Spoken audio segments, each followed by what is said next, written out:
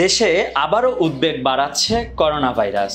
গত মাসে কোভিড সংক্রমণের হার 17 মাসের মধ্যে সর্বোচ্চ এবং দীর্ঘ বিরতির পর গত 5 জুন করোনায় একজনের মৃত্যু হয়েছে। ফলে আগামী 10 দিনের মধ্যে দেশের প্রধান হাসপাতালগুলোতে করোনা পরীক্ষার সুবিধা বাড়াতে কাজ করছে সরকার। মঙ্গলবার স্বাস্থ্য অধিদপ্তর জানিয়েছে 101টি নমুনা পরীক্ষা করে 13 জনের শরীরে করোনা ধরা পড়েছে। রোগতত্ত্ব, রোগ নিয়ন্ত্রণ ও গবেষণা ইনস্টিটিউটের কোভিড-19 নজরদারি ডেটা বিশ্লেষণ অনুযায়ী মে মাসে সংক্রমণের হার তীব্রভাবে বেড়েছে। মে মাসে পরীক্ষা করা 1409টি নমুনার মধ্যে 9.51% কোভিড-19 পজিটিভ হয়েছে, যা জানুয়ারি 2023-এর পর সর্বোচ্চ।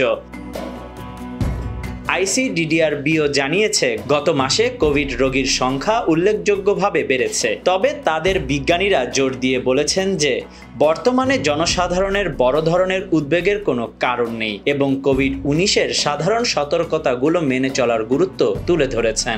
আইসিডিডিআরবি এবং আইসিডিডিআর এর যৌথভাবে পরিচালিত হাসপাতাল ভিত্তিক ইনফ্লুয়েঞ্জা নজরদারি গবেষণায় দেখা গেছে এপ্রিল মাসে চট্টগ্রাম মেডিকেল কলেজ হাসপাতালে প্রথমবারের মতো দুটি নতুন ওমিক্রন সাব ভেরিয়েন্ট XFG এবং XFC শনাক্ত হয়েছে।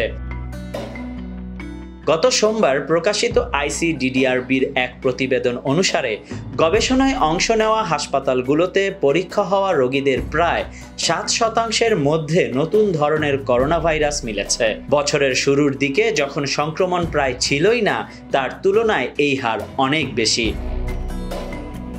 এ বিষয়ে স্বাস্থ্য অধিদপ্তরের সংক্রামক রোগ নিয়ন্ত্রণ শাখার পরিচালক অধ্যাপক হালিমুর রশিদ বলেন, যেসব হাসপাতালে RT-PCR ল্যাব রয়েছে, করোনা পরীক্ষা পুনরায় চালু করার প্রস্তুতি নিতে তাদের নির্দেশ দেওয়া হয়েছে। তিনি আরও বলেন, স্থানীয় কোম্পানিগুলো থেকে করোনা পরীক্ষার কিট সংগ্রহ করা হচ্ছে।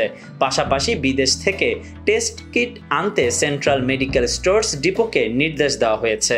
আগামী 10 দিনের মধ্যে করোনা পরীক্ষার ব্যবস্থা পুনরায় চালু করা যাবে বলেও আশাবাদ ব্যক্ত করেন তিনি। Desk report, news now 24।